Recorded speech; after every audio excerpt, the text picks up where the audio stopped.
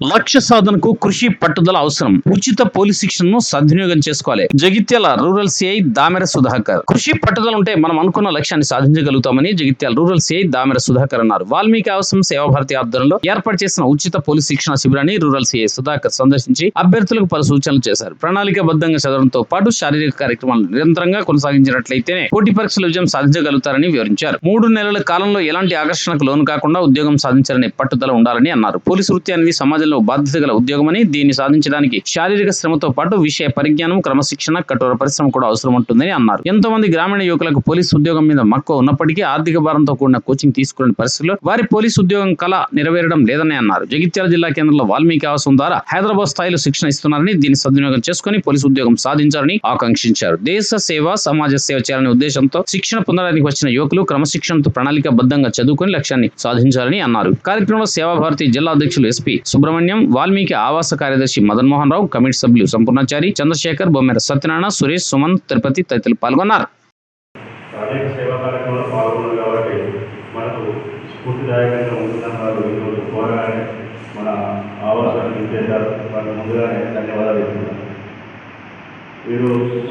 సుబ్రహ్మణ్యం గారు న్యాయవాది, సేవాభారతి జిల్లా అధ్యక్షులు మదన్ మోహన్ గారు రిటైర్డ్ ఉపాధ్యాయులు, మన వాల్మీకి ఆవాస కార్యదర్శిగా పనిచేస్తున్నారు.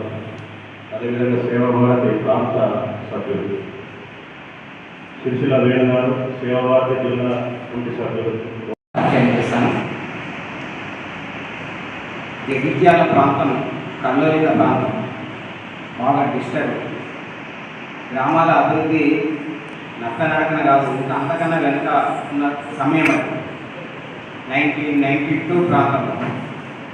అప్పుడు రాష్ట్రీయ స్వయం సేవక సంఘంలోని ఇక్కడి పెద్దలు ఆలోచన చేసి గ్రామాలన్నీ డిస్టర్బ్గా ఉన్నాయి, మన వంతు మనం ఏం చేద్దాం, ఏది చేస్తే ఎలా చేయాలి అభివృద్ధి కోసం అని ఆలోచన చేసి సేవాభారతి ఆధ్వర్యంలో ఆవాసము గ్రామీణ నిరుపేద నిరక్షరాస్య కుటుంబాల్లో పుట్టి చదువుకోవాలనే ఉత్సాహం విద్యార్థికి ఎక్కువగా ఉండి అందుకోలేని పరిస్థితిలో ఉన్న విద్యార్థులను తీసుకొని మనం చదివించాలి, రెసిడెన్షియల్ ఎడ్యుకేషన్ ఇవ్వాలి అనే ఆలోచన పెద్దల ఆలోచనతో 8 మందితో ఇక్కడ వాల్మీకి ఆవాసం ప్రారంభం కావడం జరిగింది.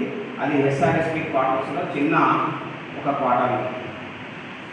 ఈరోజు మిమ్మల్ని అడ్రస్ చేయమని చెప్పేసి, మిమ్మల్ని కొంచెం మోటివేట్ చేయమని చెప్పేసి మార్నింగ్ నా దగ్గర సంపూర్ణాచార్య గారు రావడం జరిగింది.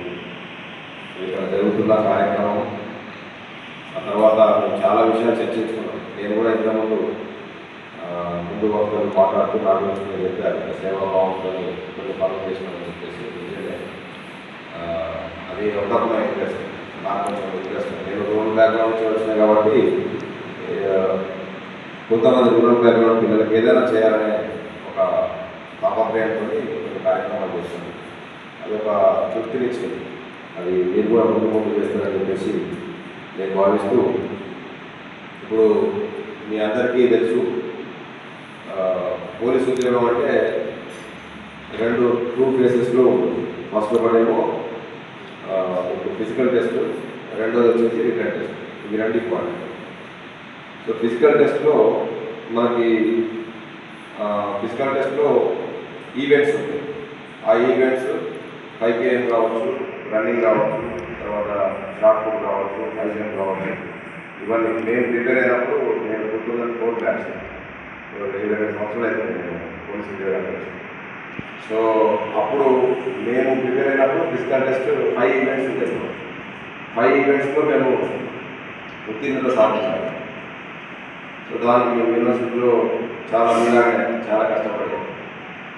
సో దానికి ఏంటంటే మనము ఫిజికల్ టెస్ట్ విషయానికి వస్తే కంటిన్యూటీ అనేది మోస్ట్ ఇంపార్టెంట్. అంటే డైలీ చేయాలి. ఫిజికల్ టెస్ట్లో ప్రాక్టీస్ అనేది డైలీ ఉండాలి. మనం చేసినప్పుడే బాగా ఎక్కువ టైం చేసేసి ఓవర్ టైం చేసేసి మిగతా టైంలో మనం చదువుకుందామే అని చెప్పేసి చదువుకు ఎక్కువ టైం చేయాలి. అట్లా చేస్తే మాకు కంటిన్యూటీ మిస్ అవుతుంది. కాబట్టి ఏంటంటే ఎవ్రీడే మీరు ఏదైతే షెడ్యూల్ పెట్టుకుంటారో ఆ షెడ్యూల్ ఫాలో అవుతూ మీ దేహారోగ్యానికి నిరంతరంగా శ్రమించాలి. అది రన్నింగ్ కావచ్చు. రన్నింగ్ అనేది మీ ఎండ్యూరెన్స్ వస్తుంది. అంటే మీకు ఎక్కువసేపు మీరు కష్టపడేందుకు మీకు తోడ్పడుతుంది రన్నింగ్ అనేది. అదేవిధంగా మీ మూమెంట్స్ వెరీ ఫాస్ట్గా చేయడానికి స్ప్రింట్ రన్నింగ్ అనేది 100 మీటర్స్ కావచ్చు, 200 మీటర్స్ కావచ్చు, 800 మీటర్స్ కావచ్చు. ఇది మీ మూమెంట్స్ని ఫాస్ట్ చేస్తుంది అన్నమాట.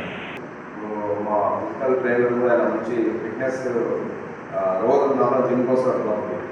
ఎవ్రీడే ఒక 1.5 hour 2 hours చేస్తాను నేను. వాడు మంచి ట్రైనర్ సార్. మీకు ఆయన చెప్పిందా వినండి.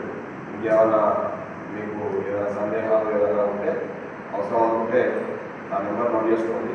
మీకు ఏదైనా ఉంటే కూడా, లేదంటే మా వాళ్ళ దగ్గర నెంబర్ తీసుకోండి. ఎప్పుడు ఎవరికైనా కొంచెం మోటివేషన్ కావాలనిపిస్తే నాకు మాట్లాడండి. నేను కూడా ఇలాగనే రూరల్ బ్యాక్గ్రౌండ్ నుంచి వచ్చిన. నాకు కూడా చదివేటప్పుడు ఇంకొక విషయం చెప్పాలి. మనం ఇట్లా ప్రిపేర్ అయ్యేటప్పుడు మనకు వచ్చే ఒక ఆలోచన బాగా పనిచేస్తూ ఉంటుంది. మనం ఇంకెన్ని రోజులు చదవాలి, అసలు నాకు ఉద్యోగం వస్తుందా రాదా, నేను ఏమైతే అసలు లాస్ట్ అని డౌట్ బాగా వస్తుంది. కానీ 100% మీ మీద మీకు నమ్మకం ఉంచండి. దానికి నేనే సాక్ష్యం. నాకు వచ్చింది ఆ డౌట్.